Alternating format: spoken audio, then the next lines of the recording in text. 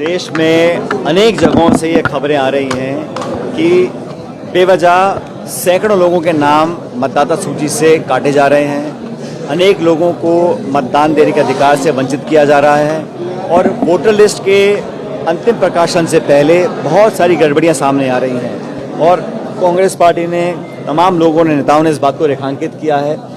निर्वाचन आयोग की जिम्मेदारी बनती है कि निष्पक्षता से इस पूरी कार्रवाई को अंजाम दें और हमने एसआईआर में सारे बीएलओज़ को प्रेरित किया और मुझे खुशी है कि हमारे कार्यकर्ता सही से मौजूद हैं। बावजूद उसके अनेक जिलों से ऐसी खबरें आ रही हैं कि वोटर लिस्ट के अंदर फॉर्म नंबर 7 जमा कराकर जो वाजिब मतदाता हैं उनके नाम काटे जा रहे हैं और राजनीतिक भावना और दुर्भावना को मन में रखते हुए इस प्रकार का काम किया जा रहा है। और जो वोटर्स के नाम कटने का सवाल है फॉर्म नंबर 7, उसमें प्रशासन अगर जानबूझ के पक्षपात करेगा उसका कड़ा विरोध कांग्रेस पार्टी करेगी। हम नहीं चाहते किसी भी भारत के नागरिक का जिसको मतदान देने का अधिकार है उसे वंचित रखा जाए और ऐसा अनेक जगहों पे किया गया है। कांग्रेस पार्टी ने इस बारे में आपत्ति दर्ज भी की है, दिल्ली में करी है, जयपुर में करी है। सारे विकल्प खुले हैं। मैं यही चाहता हूं कि हमारे प्रदेश के अंदर जब तक परंपरा रही है कि निर्वाचन आयोग निष्पक्षता से काम करे, बिना पक्षपात के अपनी कार्रवाई को अंजाम दे, वो बना रहना चाहिए। और जो वोटर लिस्ट में वोट चोरी की संभावनाएं पैदा की जा रही हैं उसका कांग्रेस पार्टी डट के विरोध करेगी। देखिए, हाल ही में जिस तरह से पेपर लीक हुआ उसके बाद एमआर सीट वाला मामला सामने आया, कई गिरफ्तारियां होंगी उसमें बड़ी व्यापक। तो इंक्वायरी करनी चाहिए, जांच होनी। अगर कुछ गलत हुआ है, किसी ने गलत किया है, वो जांच में सामने आ जाएगा। निष्पक्ष जांच करने के बाद अगर कोई व्यक्ति इसमें लिप्त पाया जाता है, कोई अधिकारी हो, कोई भी हो, कोई बड़ा व्यक्ति हो, लेकिन उस पर कार्रवाई होनी चाहिए। लेकिन ये सरकार को खुलासा करते रहना चाहिए कि ये क्या प्रमाण उनके पास हैं, किस बिंदु को लेकर जांच हो रही है और इसमें 2 साल के बाद अभी खुलासे हो रहे हैं, इसका क्या मतलब क्या है। अगर आप इंक्वायरी कर रहे हैं, जांच बिठा रहे हैं, तो 2 साल तो लगते नहीं हैं इसमें। किस वजह से, क्या टाइमिंग देकर किया गया है। और सरकार की जो कार्यशैली है, मुझे लगता है ये सिर्फ टाइम निकाल रहे हैं। अब इनको 2 साल से ऊपर हो गए हैं, अब कैसे कैसे 1.5-2 साल और निकल जाए।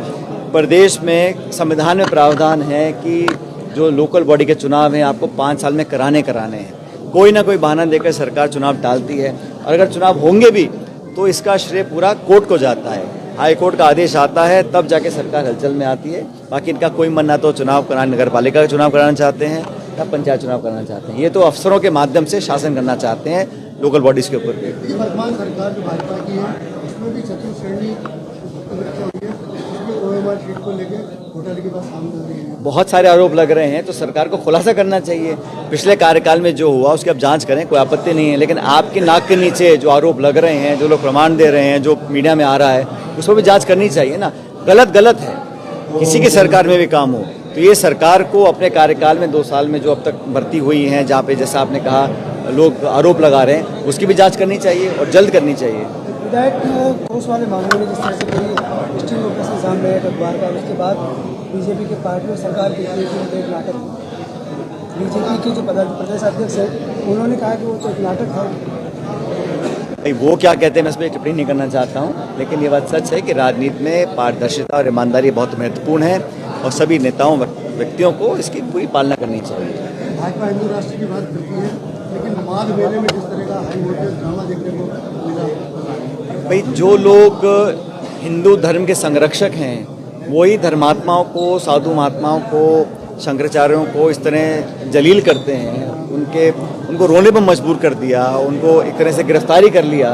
और इस प्रकार क्योंकि वो कोई व्यक्ति अगर उनकी राजनीतिक सोच से सहमत नहीं है तो उसको फिर वो मजा चखाने में लग जाते हैं। अब पावन अवसर पर इतने सारे श्रद्धालु वहाँ पर थे और शंकराचार्य के साथ जो किया वो बड़ा आपत्तिजनक है। इस प्रकार का व्यवहार इसलिए किया गया क्योंकि वो उनकी राजनीति से सहमत नहीं है।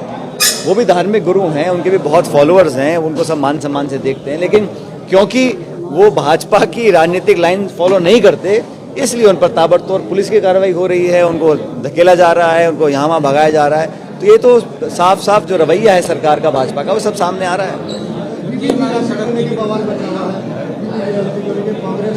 कांग्रेस पार्टी ने बीड़ा उठाया है पूरे देश में।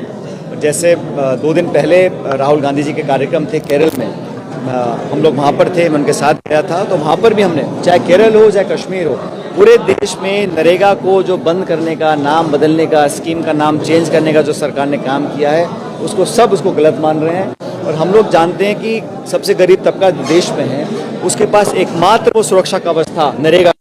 गरीब परिवार को 100 दिन का जो अधिकार संविधान में दिया था वो छीना गया है और इसको एक सेंट्रलाइज स्कीम बना दिया गया है। गांव में कहाँ कुआं खुदेगा, कहाँ सड़क बनेगी, कहाँ निर्माण काम होगा, इसका निर्णय राजधानी से होगा और वो भी उनके कहने से होगा। और बड़े बड़े ठेकेदार करेंगे, जो छोटे ठेकेदार थे पंचायतों वाले, उनको सब बंद कर दिया। क्या काम होंगे दिल्ली से, जयपुर से तय होगा और एक बजट तय कर दिया गया। पहले नरेगा में कोई बजट नहीं था, सरपंच अगर एक्टिव होता तो 50-100 करोड़ के काम करा सकता था। अब उस पर पाबंदी लगा दी है और जो योजना का खर्च है पहले 90 केंद्र सरकार का था, 10% राज्य सरकार का था, अब 60-40 कर दिया। तो राज्य सरकार पे 40% बोझ डाल दिया। तो ये स्कीम को जानबूझ के खत्म करना चाहते हैं, क्योंकि कांग्रेस ने कराई थी। और पहली बार इस देश में अनेक स्कीम्स और प्रोग्राम्स हैं जिनका नाम बदलकर गांधी जी के नाम पर रखा गया। ये पहली बार है कि गांधी जी के नाम पर बनी हुई स्कीम को आप बदलना चाहते हैं, तो गांधी जी का भी अपमान है। लेकिन ये गरीबों पर एक प्रहार किया है। ये सरकार चंद पूंजीपतियों की सरकार है। ये देश की संपत्ति, जो हवाई अड्डे हैं, रेलवे है, पोर्ट्स हैं, खान हैं, खदानें, उन सबको चंद लोगों को देना चाहते हैं। और जो बड़ा तबका देश का है, जो गरीबी से जूझ रहा है, जो नौजवान लोग, शिक्षित लोग बेरोजगार घूम रहे हैं या ग्रामीण क्षेत्र में किसानी करते हैं, उनके प्रति सरकार की कोई योजना नहीं है। इसलिए इस नरेगा को खत्म करने का जो सरकार ने बीड़ा उठाया है, इसका पूरा विरोध करेंगे। और जैसे केंद्र की सरकार ने 3 काले कानून किसानों के खिलाफ बनाए थे, जमीन अधिग्रहण को संशोधन करना चाहते थे, उसका कांग्रेस पार्टी ने विरोध किया। हम कास्ट सेंसस चाहते थे, मोदी जी ने कहा आप तो अर्बन नक्सली हो, और अब खुद बात को मान गए, तो दबाव पड़ा। इस पर भी नरेगा को जो खत्म करना चाहते हैं, पूरी पार्टी, पूरा प्रदेश और देश एक साथ खड़ा है।